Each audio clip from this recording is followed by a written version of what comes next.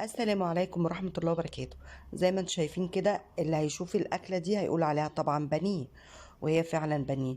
بس عشان أضعف الكمية حطيت فيها حاجة. أنا نزلت الفيديو ده قبل كده، بس أنا عملت واحد جديد. قلت ايه الطريقة، بجد كنت عاملاها مع كذا أكلة، فأنا ما نزلتش الطريقة مظبوطة. قلت لكم على الطريقة كده. ده بانيه. كمية البانيه دي كلها من نص كيلو. انا هقول لكم عملت ايه. اول حاجه بس دلوقتي كان عندي كم فينو كده ناشف، فانا قلت ايه احمصه وهفرمه وهنعمه كده، عشان الاكله دي طبعا محتاجه بقسماط، وانا ما كانش عندي.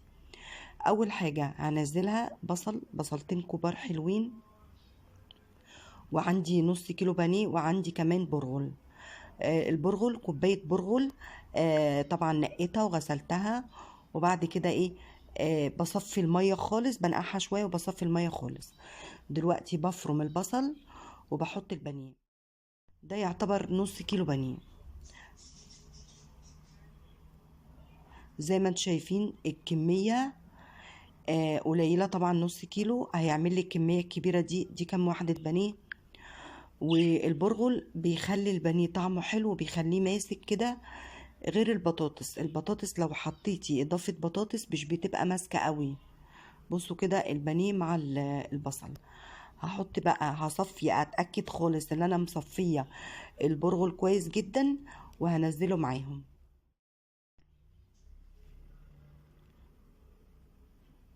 طبعا ما يبقاش فيه مية خالص. وهضربه كمان البصل مع البانيه. حطينا زي ما انتم شايفين كده البرغل، وهضربه كويس جدا.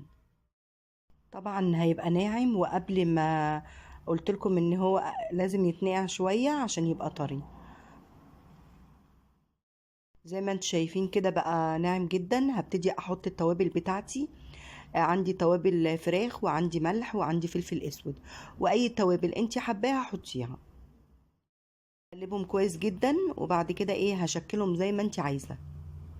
عندي هنا 2 بيض، وعندي بقسماط، وعندي الدقيق. البقسماط طبعا ده الفينو اللي انا ايه فرمته في البداية بتاعت الفيديو. حطيت فيها الملح وفلفل اسود، وحطيت فيها ربع كوباية لبن. هقلبها كويس جدا زي ما انتم شايفين كده. طبعا هيتعمل زي البانيه العادي خالص. بتحطي بتجيبي البانيه اللي احنا عاملينه، وتشكليه زي ما انت حابه، وبعد كده تحطيه على الدقيق، وبعد كده على البيض، على البقسماط.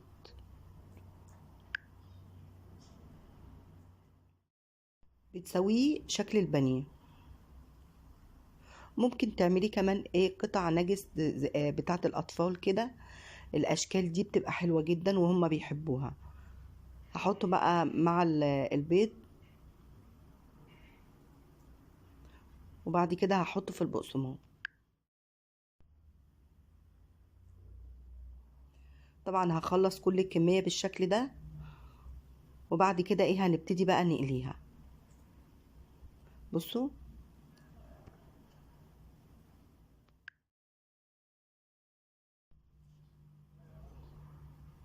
زي ما انتم شايفين نزلته في الزيت.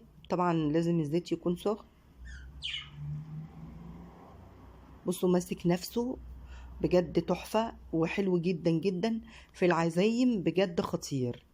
يعني لو عملتي كده بقى، يكون عندك شوربة وعملتي محشي وحطيتيه في جنب المحاشي بتاعتك، بيبقى حلو قوي ومحدش بياخد باله بأمانة. كده انا خلصت الكمية. بصوا عامل ازاي، شكله تحفة وطعمه خطير بجد حلو جدا. وبصوا من جوه ماسك نفسه طري، احسن طبعا من بره بكتير. بصوا تحفة بجد حلو قوي. بتمنى بجد تجربوه، موفر وطعمه حلو، احسن بكتير ان انت تشتري حاجة وترمي فلوسك بره. يا رب النهاردة يكون الفيديو عجبكم، ولو عجبكم ما تنسونيش باللايك وشير وسبسكرايب. شكرا، والسلام عليكم ورحمة الله وبركاته.